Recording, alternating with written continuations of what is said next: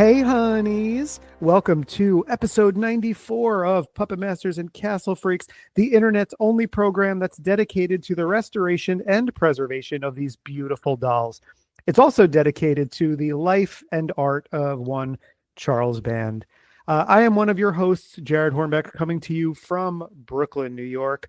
But I see somebody else across the shelf there in this room filled with creepy dolls. Who is that staring at me so creepily? Well, it's me, Steve Guntley. And after I execute someone, can we go to the zoo?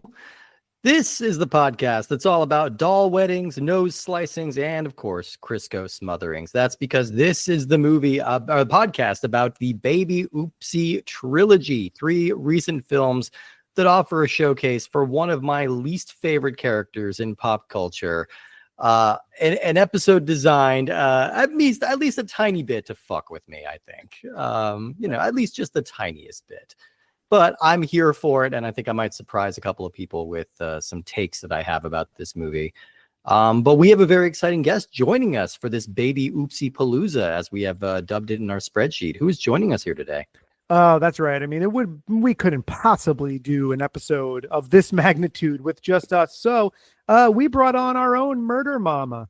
And who is that, you might be asking? Well, if you've ever been scouring the dark depths of the internet and come across a pretty amazing show called Taboo Terrors, discussing all kinds of transgressive and dark films, you've probably heard the voice of one of the host, I should say, of that show, Kelly.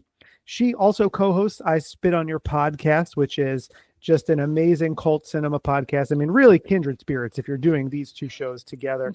She also dabbles in writing, in Horror Homeroom, Grimm Magazine, and she used to do Ghouls Magazine, which is unfortunately now defunct. What I know about Kelly is that she is a cat lady, cat lover, much like myself, and enjoys black metal. And I mean, we've a lot of similarities here. And apparently one of the things is also just getting together to bully Steve and push him around. Kelly, thank you so much for taking the time to join us. This is going to be fun. It will be. I'm very excited to be here. Thank you so much. I do enjoy your show. I enjoy Yay. Full Moon. I enjoy all the sub labels, the Empire era. So I am thrilled to be here. Well, we're very happy to have you. We don't spit on your podcast because we like it and also unhygienic. All right. And a little rude. But you know what? It's a good thing that that's a little rude, because we're here talking about a little dude who is quite rude. Baby Oopsie, the founder of the feast, the star of the show. The main event today is this horrible little baby doll that I've lamented many times. I think it's still a little bit of a controversial thing for our listeners that we were not big on Demonic Toys, which is a movie that was a big thing for a lot of early Full Moon fans. And I've warmed to the original Demonic Toys a little bit, especially just because as we dig deeper into the universe and see that that was kind of, that's looking better and better in the rearview mirror. But so much of my dislike of that first movie stemmed from the prevalence of Baby Oopsie. And it's only continued to be a character in Dollman versus Demonic Toys and Demonic Toys 2. It just keeps coming around, and I've never warmed up to the baby. And now we're treated with not 1, not 2, but 3 movies, an entire 2 seasons of a TV dedicated to this little shit. Here we go. Well, sometimes, sometimes when we get into it, Steve will ask, or we'll ask, because I do a lot of the booking on the show, Steve will ask oh, did you pick this episode? Did you pick this movie? Or why did you want to talk about this movie? And Kelly, you were the one who suggested, I want to say, maybe, I don't remember exactly, so maybe you could help me out. You definitely suggested the first one, but this might have all been your brainchild, if I'm not mistaken. Yeah. Remind me, and why were they your first choice? Well, I guess I wouldn't say she wasn't my first choice. Some of my long-standing favorites of Full Moon and Empire, we've got subspecies and trancers, Mhm. but y'all already had people for those. Oh yeah. So I was like, all right, let's do a modern classic, a modern favorite, and screaming Baby Oopsie, because we should just like take a moment, because I have something to say about Hold Baby space. Oopsie. Are we gonna Just hold like, let's space hold for some Baby space for a Oopsie? second. Okay. I have Uh-huh. something to say about her. Oh, light of this world, who heals the broken and weak-hearted, shine your sass and that ass into the darkest corners of the world. Through Baby Oopsie, our Lord and Savior, come unto thee and purge my sins. Praise be. I think I've gone to toy hell. I don't know, man. I I think think that that's should what's just be the happened. new show intro. I So- think I'm expecting the toy master to arrive at any moment. Okay. So all hail and praise Baby Oopsie. Well, Oh, dear Lord. I feel like we've started this episode off slightly differently already, because we've sort of shown our cards right away. We've gone a little inside baseball a little earlier than we do. But I will say, Steve surprised me, because I got a text from Steve, I will say, about a week ago, that said, hey, you know what? I don't hate this Baby Oopsie movie. And here's the thing, Excellent. I'm going to surprise everybody even further. I liked all three of these movies. Yes. I had a good time with the Baby Oopsie series. It Yeah. couldn't have shocked me more. And to be clear, I am still not on board with this character. I think the Baby Oopsie is the worst part of the Baby Oopsie series. Like, still to this day, I like everything around Baby Oopsie in this series.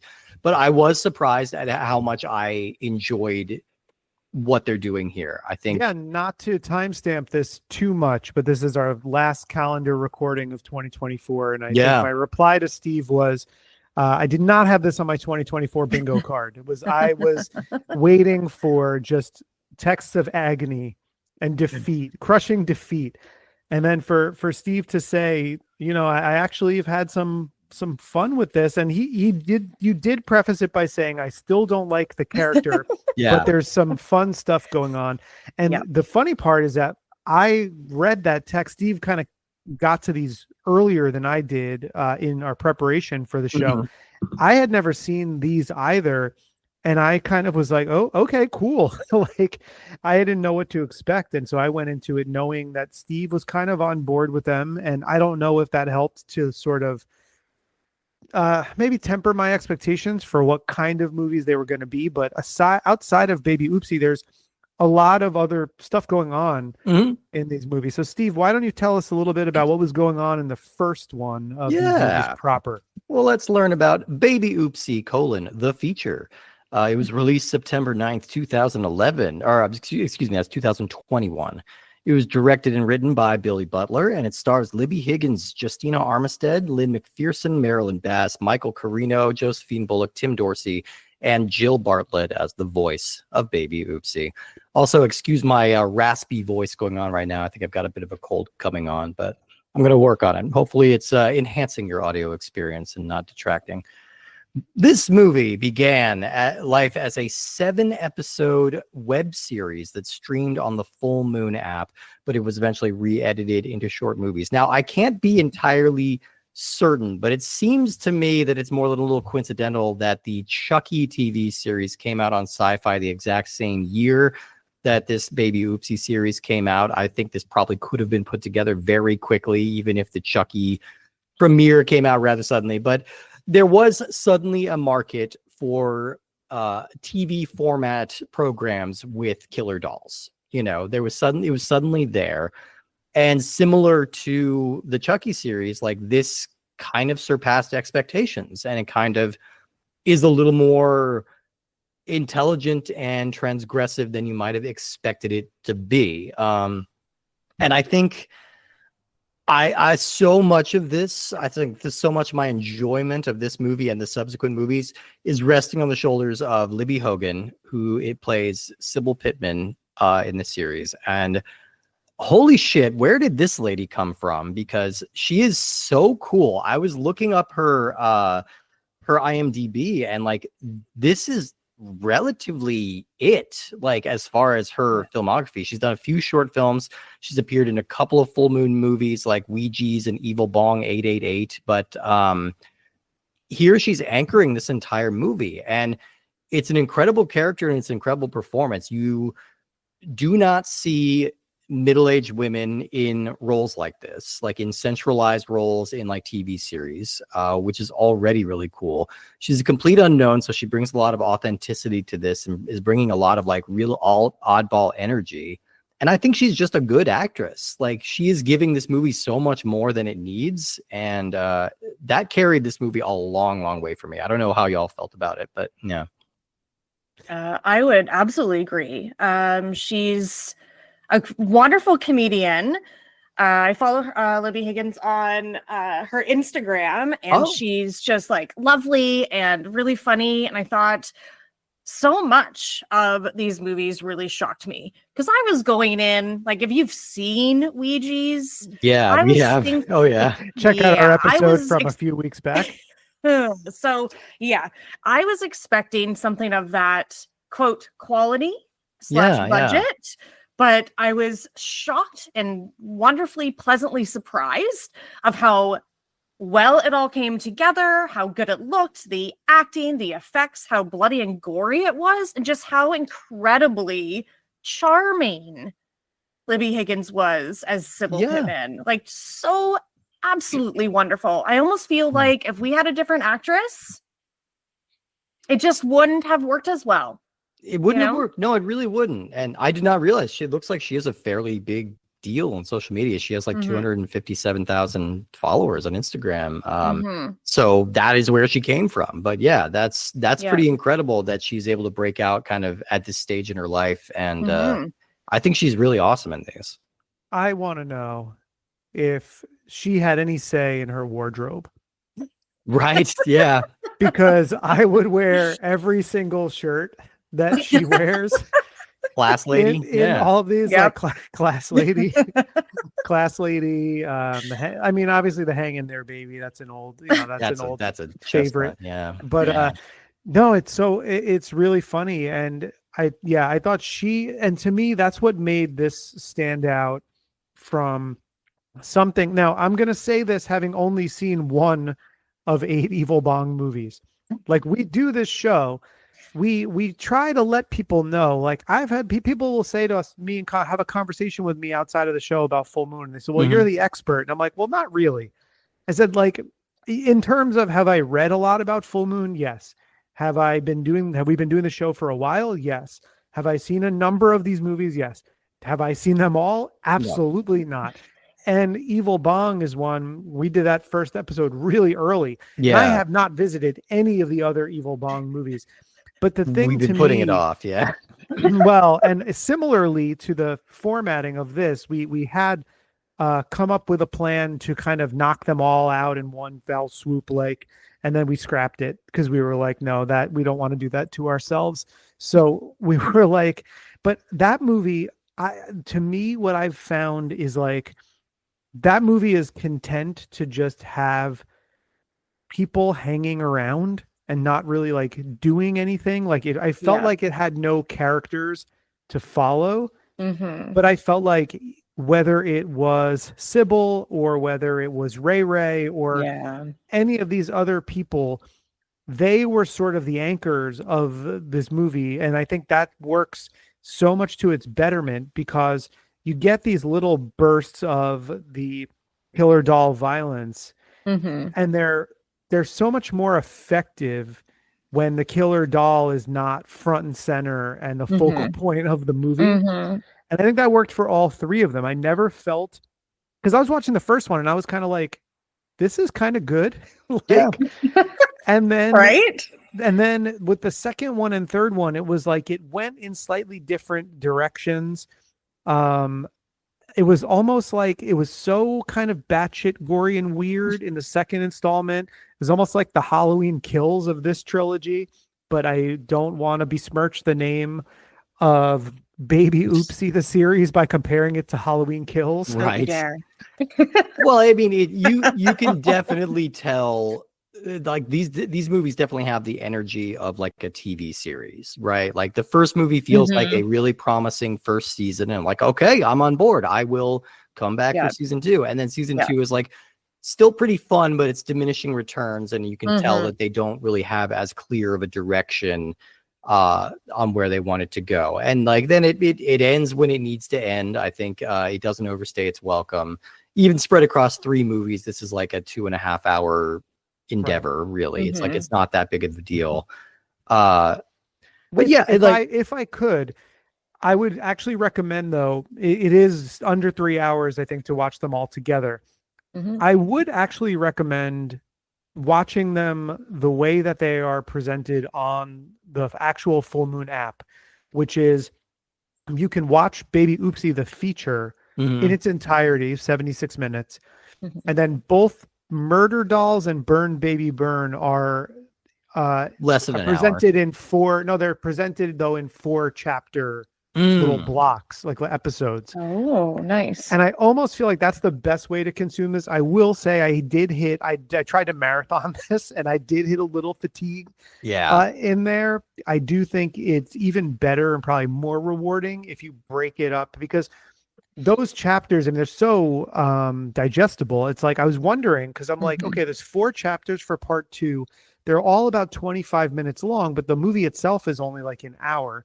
So and then I realized, oh wait, this is Full Moon we're talking about. There's a 5-minute recap and then a 5-minute credit sequence. Of course. So it's really 15-minute little mini episodes. Consume them that way. If you're listening to this and you're like, oh, I want to pause this and kind of go prepare first for the episode, that's my recommendation for how to consume this. I think you can get the most out of it that way, because you can get your mileage may vary for this type of thing. So I'll say I marathoned them today and felt great about my decisions. But good. I am obviously a massive Baby Oopsie fan, so I can Inside do all of us, there are 2 wolves. And they're both Baby Oopsie, and they both suck. Yeah, I mean, I do want to keep heaping some praise on this before I have to actually talk about Baby Oopsie, but I just appreciate, this is written and directed by William Butler, who comes up a lot. He's kind of, I think we've mentioned him as kind of like the heir apparent of Full Moon. You know, if Charles Band were to like suddenly retire, like I think William Butler's the guy who's going to kind of keep things going. You know, at least, and that's my very basic understanding of the structure there. You know, but that's just kind of how I think about him in my mind. You know, and so I think he is invested in these Demonic Toys movies. He directed the second one and is kind of taking charge of the character. Did he do Jack Attack? I know we just talked about that and I forget. I don't think he did Jack Attack. I don't think he did. We just talked about that on another episode, and that was somebody different. Yeah. I think than Billy Butler. No, it was Billy Butler. We are it wrong. was. So you can put down your angry tweets, America. There we go. Yeah. So, you know, he's very involved in this series, and he's been kind of like, and Jack Attack similarly is a movie that was like better than it needed to be and felt like a pilot to a series that didn't really go. You know, so I think you do get a better sense of structure than you do if you're getting like a lesser director. I think you get a better sense of tone as it goes on. And Billy Butler's very locked into Full Moon's whole thing. And I just appreciate that I respond immediately to any kind of media that's about people that are on kind of a fringe of society. Like these are very sad, very lonely people, you know, like you get some really incredible, like you do not see people like Libby Higgins on TV very often. You do not see people like Justina Armistead, who plays Ray Ray in this. Like you do not see people like this on TV. And I love that they get a chance to like not only pop in like these small roles, but like they are the leads of this whole thing, you know, and they are anchoring this entire thing. They get to be campy and they get to be funny and they get to they really get to have a great time here. But I do have to talk about Baby Oopsie, because that's the reason for the season after all. And let me tell you, the moment that little fucker came on screen, the IQ of the entire project just dropped precipitously. The note that I made about Baby Oopsie is that Baby Oopsie's whole shtick is kind of like the catchphrase verse in the movie Pop Star, where you just keep throwing out as many catchphrases as possible and see what what clicks. Yeah. That's how Baby Oopsie delivers all their lines. And you can't just say one line. You have to deliver like 7 in a row. And they all feel like they're just being actively workshopped as you're going through it. None of them connect. And you're just left kind of more confused than anything.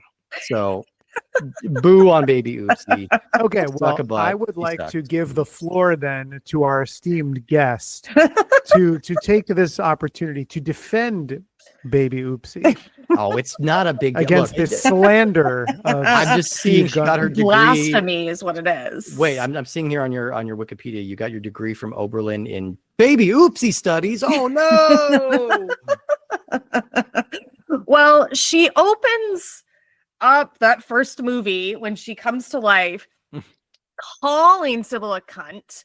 She's like, the bitch is back. And she starts running through the house looking for weapons. And she sees that Annabelle looking doll. So there's new sheriff in town. Conjure this. And like hits her. I'm owling. It's just so much nonsense. She says a lot of really wonderful things.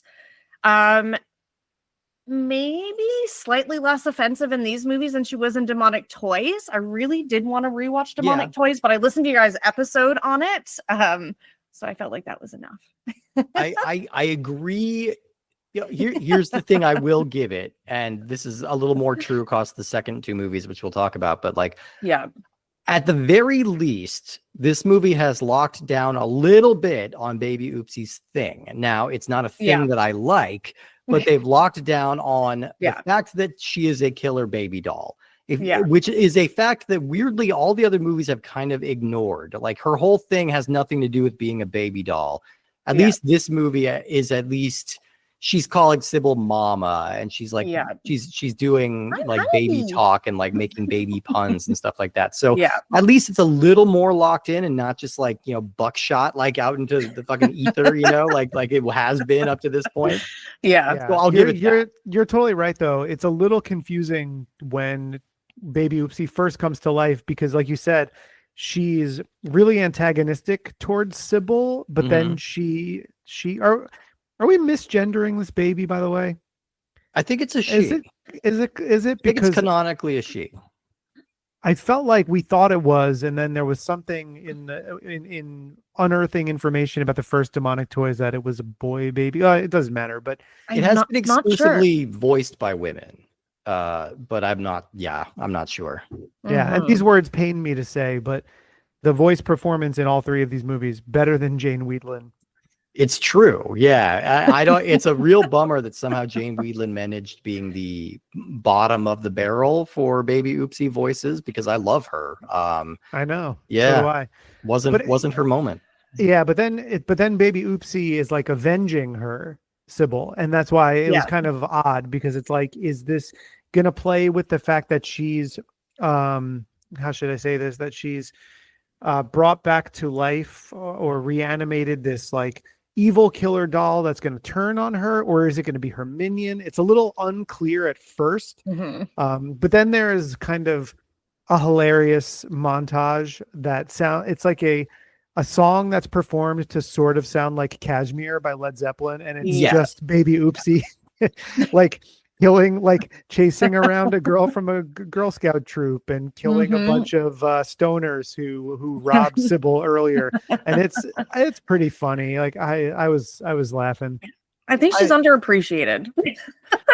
Doing our dark biddings. So she is a satanic doll, which I totally forgot about the satanic element of this, but she is a satanic doll. She is run by Satan. Yeah, absolutely. I mean, that might be a good segue into the second movie a little bit, because that's a little bit where we're starting to explore what the lore of this series is. I think the first movie does a good job of setting up the human characters and kind of establishing the stakes and the mood. And it ends on a cliffhanger with Ray apparently being controlled by the devil and doing Baby Oopsie's bidding, or working in contingent with Baby Oopsie. Steve, I agree with you that I think this is like probably a good place to segue.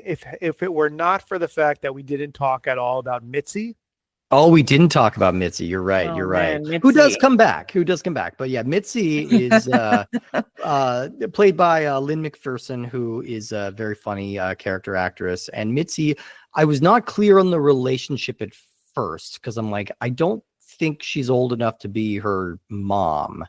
I think it's sister. I think it's like stepmother or something like that. I Is thought it stepmother? aunt, maybe. Oh, I think maybe at one point she says aunt, but it's definitely not clear. It's a little uncertain, but all you need to Yes. know is that they've got kind of this great whatever happened to Baby Jane dynamic going on in this house with like this crazy like bullying older person like who is who keeps Sybil, who's like very meek, like just right under her thumb. I know. You know, and they really go to great pains to show how pathetic Sybil's life is, you know, and you really do feel for her. All she really has is seemingly a pretty decent YouTube following, making her doll repair show. And, you know, it's nice that she has that. But like, yeah, this lady is really horrible to her. Her boss is really horrible to her. Like everybody just kind of like shits on her all the time. So you get that great validation. But then she gets like, she gets validated though in interesting ways throughout the movie. One by the character Christy, who is staying, renting out the room, who's just like, don't let Mitzi talk to you that way. Like you're not a no one. Like your life has meaning, etc. Which is kind of like, good for you, Christy. Like I really appreciated that. Like what in a lesser film would have just been kind of the TNA character, like we need a hot lady to come in here, you know. They made her very, very sweet and likable. And like gave her a personality and made her more than just like a dumb bimbo. I thought that was a nice choice. Yeah, and I liked the performance a lot there. Right, and then you have like Earl and Hickory, who are just sort of like friendly to her and interested. I mean, Earl, the delivery man, seems to be looking for a romantic relationship with her. But they're both like asking her questions about her dolls, and they know what she's doing, and they're not belittling her like hobbies. I just found like the way, I think it would be so obvious to have, because they do go kind of full steam, particularly with the, very appropriately named Karen in the office. Very intentionally, obviously. Real scene chewing performance, you know. And this movie does the classic movie thing where like a character will be getting a dressing down, and then all of a sudden they'll snap and just like cut their throat, and there will be dancing around their blood and everything, and then we cut back and see that like, oh no, that never happened. They're just daydreaming about it. You know, this movie pulls that a couple of times to show that Sybil is getting close to cracking. You know, we need to understand why she would be in a position to be manipulated by satanic forces and why she might be a good target for that. And all builds up to the climax of Ray revealing himself to be Satan, which leads into Baby Oopsie 2, Murder Dolls. This is released August 12th, 2022. Again, written and directed by William Butler. And again, starring Libby Higgins, Justina Armistead, LaJohn Woods, Lynn McPherson, Joe Curak, Michael Carino, Shamika Nelson, Tim Dorsey. And once again, Jill Bartlett is the voice of Baby Oopsie. Now, I will say immediately, like we start this movie kind of in media res, and I am already feeling like I maybe missed a little something. Like, and then I remembered that like the movie ends not just with Ray revealing that they're being controlled by Satan, but also they get Sybil. Like, she is captured and she is taken over. So this movie starts with both of them as like servants of the Dark Lord who are setting up. Well, Steve, you might have missed it. There was a stinger scene at the end of the first one where all of the characters in the movie were sitting around a table eating Sbarro. Oh, of course. Yeah. I missed that one. That would have made a lot more sense. And it's already a little jarring because not only are these guys under control of the devil, but they are managing to lure victims in through a BDSM ring with Sybil and Ray. And they are putting some outfits in this movie, and they are working them. Good for them. They're doing it. It's tricking people in with orgies, dom and sub parties. Like, again, unexpected. but we're welcomed. we're setting a tone right away. Like already, it's like we're Yeah. done establishing. Like we've set the mood. We know what's going on. Now we're pulling out all the stops, and things are going to start getting Yes. wacky. And Yeah. things do get wacky in this one. Like Yeah. there's a scene in this movie where Ray Ray is wearing drag and is dancing to like this knockoff James Brown song with a bunch Oh, of yeah. weird dolls before Everybody's ripping out a dancing. man's heart. And it is so surreal and so weird. And like you just feel like if you slap an A24 logo on this, like you're having a different conversation, you know? Like it was pretty cool. Like I'm watching this, I'm like, this Love that scene. is audacious and it's getting really weird, and I appreciate it. There are about 4 too many, or maybe just the right amount, depending on who you are, but about 4 too many insert shot doll dancing shots in that montage. And it's just when you think it's going to go somewhere, it just cuts back to one of the dolls dancing again. And you know what? I was smiling. Yeah. I was like, this is wild. This is absurd. But it does I'm also also here for it. It's welcome. Mm-hmm. It does also really drive home, and we've mentioned this so many times, I think just because our Primevals episode just launched, so I'm thinking of Dave Allen right now. It's just so funny to think of like where Full Moon was in the early days with the Dave Allen stop motion. And now we have basically the equivalent of like a teen girl like wiggling a Barbie doll back and forth. Like that's like you could kind of tell that like her hand is just off screen, like wiggling this thing back and forth. It's still got a charm of its own, but it is very chintzy looking when you compare it to how Full Moon started. Yeah. But I think the big important development of this movie is as Full Moon is wont to do at later entries, we are building out the roster of the Baby Oopsie verse. So we get 2 new Baby Oopsie dolls in this. There's a little cowboy guy and there's a little sad clown guy. And I have to say, neither of them registered at all for me. They just kind of, they could have been in this movie. They could have not been in this movie. It wouldn't have made a difference either way. They just did not move the mercury one way or the other. I don't know. I would agree. I would agree. I mean, I love their designs. God, the dolls are like really ugly in this. I thought Baby Oopsie in the first one at least was kind of cute at points, but she just stays like this ugly, maniacal looking face and type. And then the extra dolls, again, first made, cute, and then gross and ugly. But I still really liked their design. Well, Kelly, to piggyback on what you're saying, when we're introduced to Baby Oopsie in the second movie, she is covered in SpaghettiOs. Ugh, that was just a different level of disgusting. Like, why does the doll need to eat? I don't know, but you were okay with like the blood splatter, but the SpaghettiOs was a little absolutely. Too far. Yeah, I agree. Yeah, I agree. That weirdly, was too far. Well, and there's why. something that I reacted very strongly to that I'll mention when we talk about the third movie. But yeah, these doll designs, like I was really wondering how far into the Tiny Terror verse we were going to get here. I was wondering, were we going to get an appearance of like Shit for Brains and Haunted Dildo from Ginger Dead Man 2? Right. Yeah. See, like why not get into all of that? Like they're all probably going to get their own spin-off series at some point, you know, because this movie is also, kind of setting up. Sorry. I was just thinking also, we kind of transitioned from the first movie, but this just popped into my brain with us talking about, you know, kind of Full Moon and the Tiny Terrors and how it's always sort of branding for stuff like that.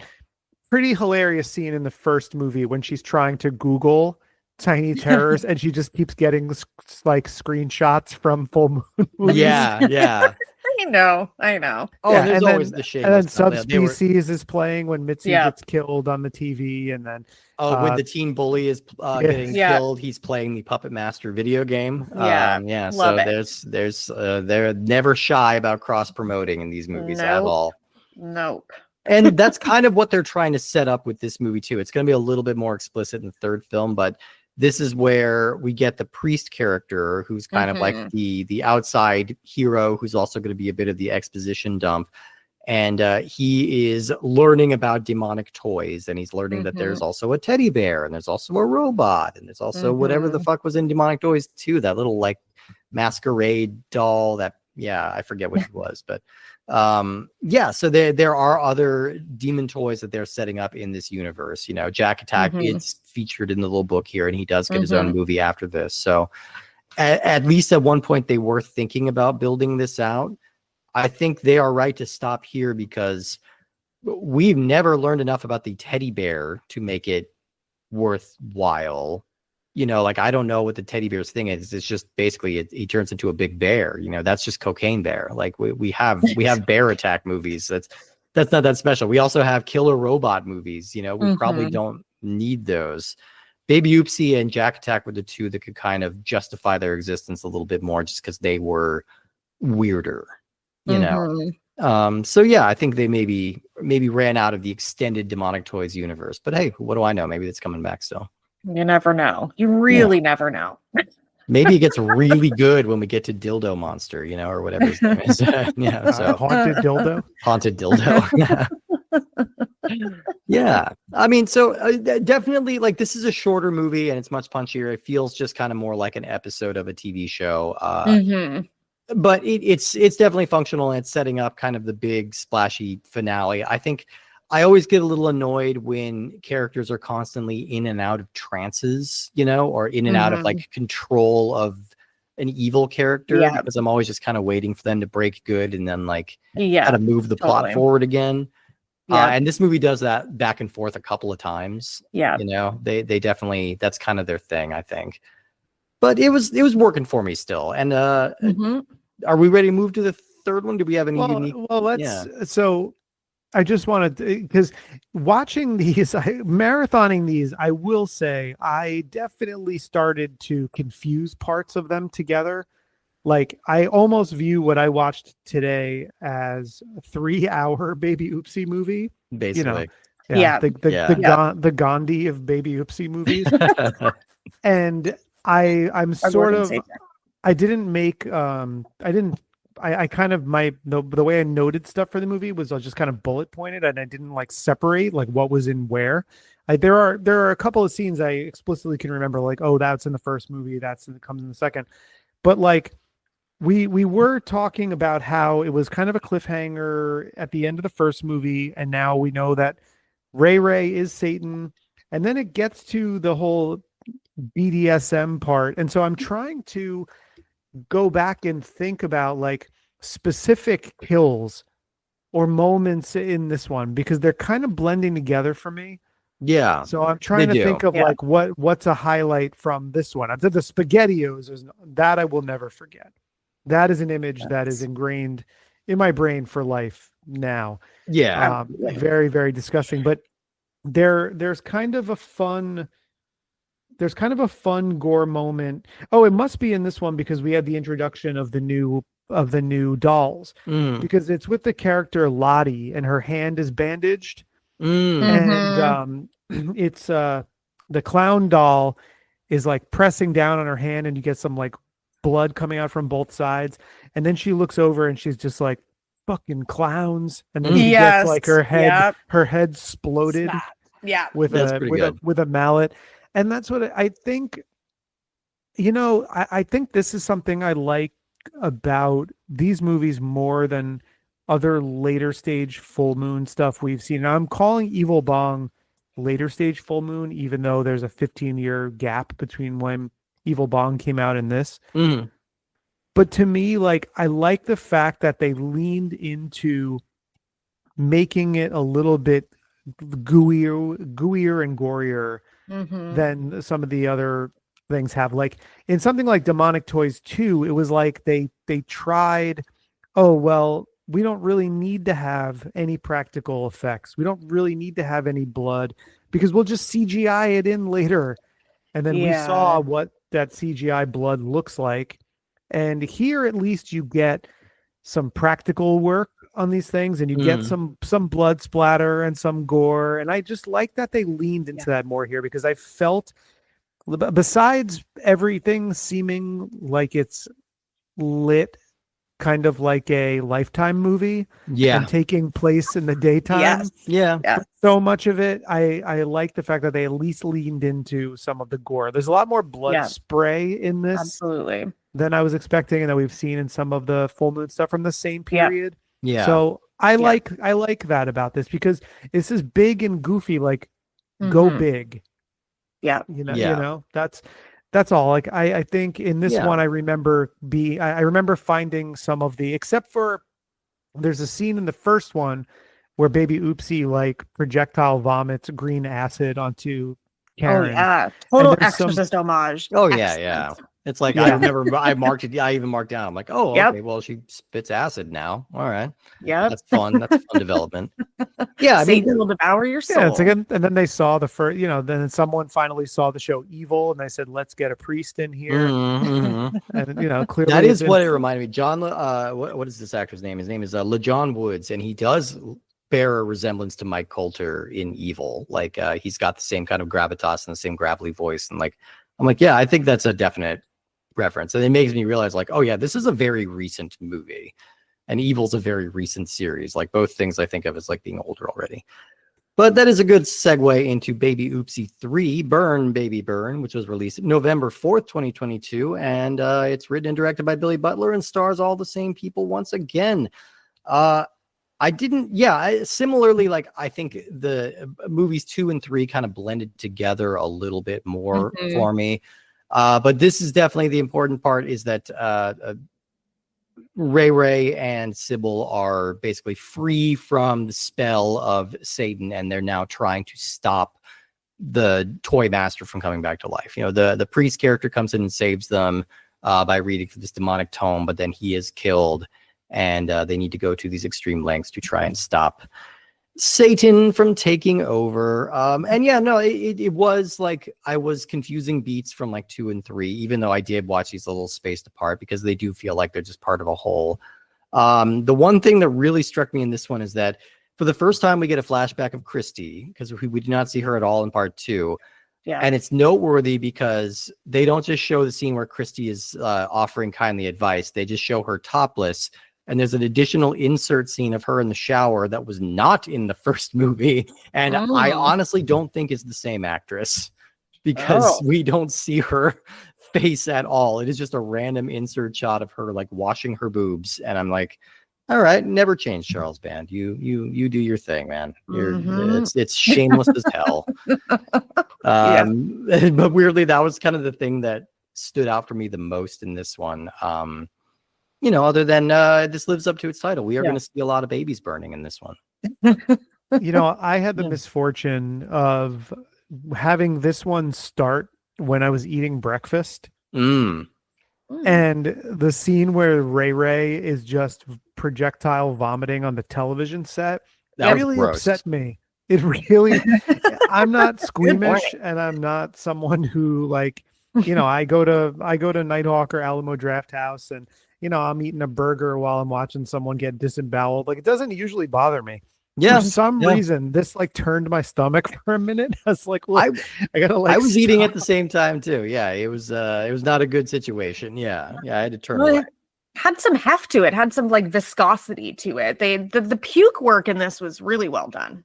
It was making me think of Peter Jackson's Bad Taste. Like that, it was that consistency of like movie vomit, which is like particularly revolting to me. So yeah, absolutely. Yeah, I'm with you. It was pretty gross. It was definitely a sense of like diminishing returns for me as this went on, because we do have to think about this as essentially a nearly 3-hour full moon movie, and that is a lot to ask. These movies are usually 75 to 90 minutes, and there's a good reason for that. And Charles Band even says in his autobiography that he does that intentionally, because I don't want to overstay my welcome or lose people's interest, and I think if you even breaking this up, this is all essentially one big movie, one big story, one big season of television, and it can get a little exhausting as you go on. I did remain very impressed by Libby Hogan's performance the entire time. She goes through a lot of shifts as a character. Like she goes up and down. Yep. She gets a Sandy from Grease moment when she like comes out of one of her multiple spells that she's in, and like is reasserting her power with a baseball bat, and pretty fun when she gets to go into warrior mode. She gets to bring Ray Ray into the warrior mode as it goes. There's a completely disposable side plot with a police detective. Oh my God. Completely disposable Yes. side plots with a couple of possible love interests for Sybil that never really go anywhere. The toy Like, company, like toy they didn't even company. mention that with like the now that we know robot. Mhm. Loved her. I even forgot her name. Brittany, maybe. Oh my God, yeah, I completely forgot about Yeah. Piper Right? or something like that. No, Skipper. Her name is Skipper. Skipper. Yeah, because it's after the Barbie doll. Oh, of Like, course. Yeah. I completely Amazing. forgot that there's a literal fembot in this movie. Yes. You know, and that's not even the thing that's like popping out to me most. There's That is a kind lot. of that's kind of a Yeah. fun performance. Yeah, I thought she like, was great. So yeah. I really enjoyed her too, and the actress's name is Madison Pullins, Mhm. and her IMDb is really funny to me because when you look at her IMDb, it says Madison Pullins is a Midwestern actress known for Baby Oopsie 2, Murder Dolls. She has worked with such regional theaters as Santa Cruz Shakespeare, Warsaw Federal Inclined Theater, Coverdale Center and Performing Arts, and Lincoln Boyhood Drama Association. Madison is a current student with Great Lakes Michael Chekhov Consortium and a proud BFA acting graduate of Northern Kentucky University. But Best one known of those for- things is not like the other. Best known for, you know what? She's proud of it. Look, Good for her. She should be. this is I'm an actor as well. This is essentially what my resume looks like. It's a lot of regional theater. It's a lot of improv and stand up, and then it's like one commercial. So like, yeah, No Baby Oopsie, so. no, I don't even have a Murder Dolls in Same. my name. No. So, but hey, Hollywood, ring, pick up the phone. I'm Well, calling see, you, and I'm there's ringing. if there's a God in heaven, with Steve's And it's Baby Oopsie. well, sure. Steve's IMDb will read Steve Guntley, best known for Evil Bong 999. Comma. Which has done this. subtitle German for no. Yeah, please keep going. I already punched it up. I've already written the first draft of the script of Evil Bong 9. All it takes is a day. Yeah. That's all you need. That's all you need. It's just the Yeah. one log line. The toy company subplot is pretty bonkers, and Yeah. I will say there's obviously these are low budget movies, and there's certain things where they don't really care about the quality of certain effects, because obviously the reveal of her being a robot is used to comedic effect in the movie. But it reminded me, did you watch back when it was the sketch troupe Stella had their own show? Yeah, I remember Do you that. remember there's a one where like they realized that their like landlord or someone is actually a robot, or shot a robot? Someone made a robot replica of the landlord, and they're like, you didn't shoot him, you shot a robot. And like they thought, and then they cut to it, and it's just like a bunch of cardboard boxes with like with like an aluminum arm coming out of it. Yeah, That was what I got here. It's the most kind of hilariously stripped down robot interior, and there's some fun CGI sparks when Sybil hits her too. But that I think that was kind of what I appreciated about it, is we're gonna go for it. Like it's sort of at a loss for words. truly shocked. I mean, there's a lot going on in here, and like some of it was better for me than others, but the fact that any part of the Baby Oopsie film trilogy worked for me is a triumph on its own, because I was gritting my teeth to get through these, and pretty early on I'm like, oh, you know what, I'm in better hands than I thought I was. I can turn myself over to this a little bit, and yeah, I'm wincing my way through Baby Oopsie, but it is also the least grating Baby Oopsie performance that we've had so far, which is still not saying much. And it's got a lot of other really good performances in it, and kind of a funny script to recommend it for. Like I'm pleasantly surprised by how solid these movies are. Agreed. Yeah, I think the introduction of the other dolls in part 2, I mean, it doesn't, there are some times when it doesn't really pay off. Like you have a little clown, you don't do a whole lot other than hitting people with a mallet, and occasionally a couple other things. But for the one who looks like a little cowboy, I mean, it is a little tortured and a little tired to we get a yippee-ki-yay motherfucker in there. Yeah. It's like we're borrowing now catchphrase from other properties. Which wasn't even here. referencing a cowboy movie. It was referencing a movie that was referencing a cowboy movie. Like, Yeah. So obviously some diminishing returns there, and a lot of yippee-ki-yays, a lot of get along little doggies. Yeah. And Yeah. there was the one part of that made me laugh, and I always think about this whenever I'm watching, like, and obviously a lot of them for the show. Anytime I'm watching some kind of killer doll movie or something small, I always want there to be the moment where like a human being realizes I'm a human. I can just kick this doll across the Yes. room. Yes. Yeah. Every time, I know. That They- kind of happens here after the guy who's working with the detective goes up the stairs and gets the noose Yeah. around his neck. Yeah. There's a moment where the doll, he gets pulled to the doll, and then he just punches the doll like down the stairs. And I'm like, yeah, that's like the thing about killer dolls is like they have to get you when you're unsuspecting, and they need to pull like a little gauge in Pet Cemetery and like slice your Achilles or something like that to Yeah. make you immobile. And Yeah. then they can kill you or jump up on top of you and start stabbing you in the chest or something before you can react. If it's just like you go down a hallway and at the end of that hallway is a doll, like if that doll charges you with all its might, no matter what weapon it has, you Mhm. could just fucking punt that thing across the room.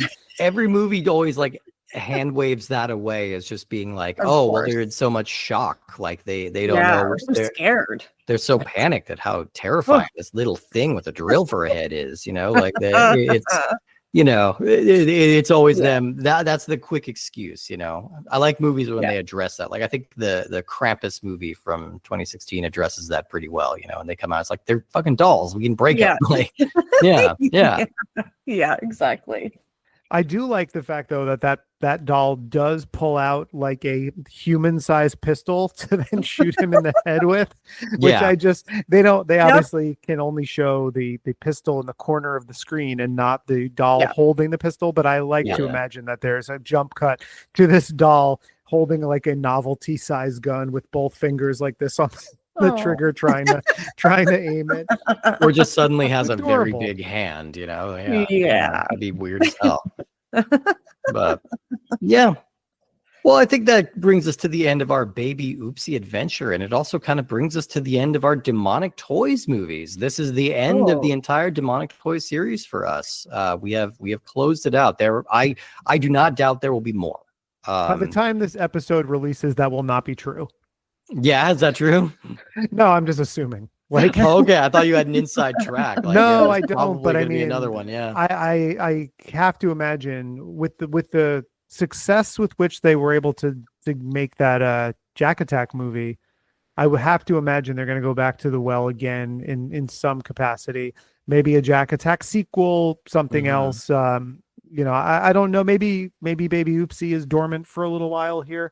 Maybe the satanic spirits are at rest, but I do think there will be some kind of return to the Demonic Toys universe, because I feel like you said earlier, Steve, how like, we did that episode, we did it pretty early on in the run of the show, and we both kind of came down pretty hard on the movie, and in the year and a half since that episode's come out, I've softened a lot on that movie. It's not one of my favorites. If you made me make a short list of Full Moon favorites, it might not be on that list, but I don't put it past anybody of a certain age to have a lot of nostalgia for that movie.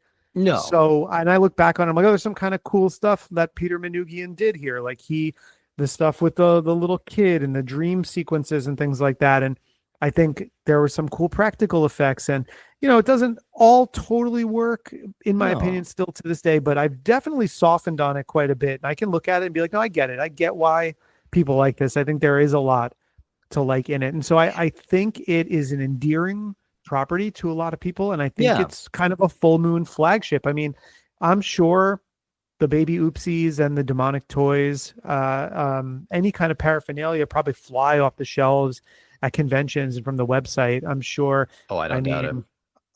Kelly, you're making a very violent hand gesture. So how many of these do you have? I don't have enough, but I will say I was at a local horror like exploitation film convention here. I'm in Ontario. It was a smaller city, and I was a vendor helping somebody out, and another vendor across the way from me, who I know, brought the like life-size, full-scale replica of Baby Oopsie that Full Moon did put out, and it took every ounce of my goddamn being not to buy her because she talks and she's wonderful and she's perfect, but you know, she's $200, and I couldn't say at that point, should I spend $200 on Baby Oopsie? But that's really on me. Like, that would be a gift that keeps on giving, and I would love to have her just like sitting in the corner of my room and just like have her speak to me, and just we can praise Satan together. It'd be great. But the merch most of the time for Full Moon is like quite exquisite, and she is just chef's kiss, and I do want her. So anybody wants to buy her for me, I will gladly take her. There you go. Yeah, we'll put a PO box address in the show description here, and you can just mail that package right out to Kelly. No, I think there's something in the allure of like the branding of Full Moon. Like, it's weird because we talk about movies sometimes, like when we did an episode on Ghoulies and Ghoulies 2, again, pretty early on. Both of us not particularly big fans of the first movie, both like Ghoulies 2 quite a bit more. But I was at a convention not too long ago, and I saw like a life-size replica fish ghoulie. And I had the same thought where I was like, this isn't even my favorite of the properties that they have to offer. Yeah. And yet I'm compelled to maybe buy this for me. Steve just bought me as a Christmas gift a button-up Ghoulies 2 shirt from Middle and Beyond. Yeah. Nice. It's amazing. The design is incredible. And it's Ghoulies 2, which I really like because it's got... And it's buttoned, so it's for formal events. It is. Yeah. Yes. I will. PTA meetings and the such, Right. I have yet to encounter a gala event worthy of this item of clothing, but eventually, I'm sure I will get there.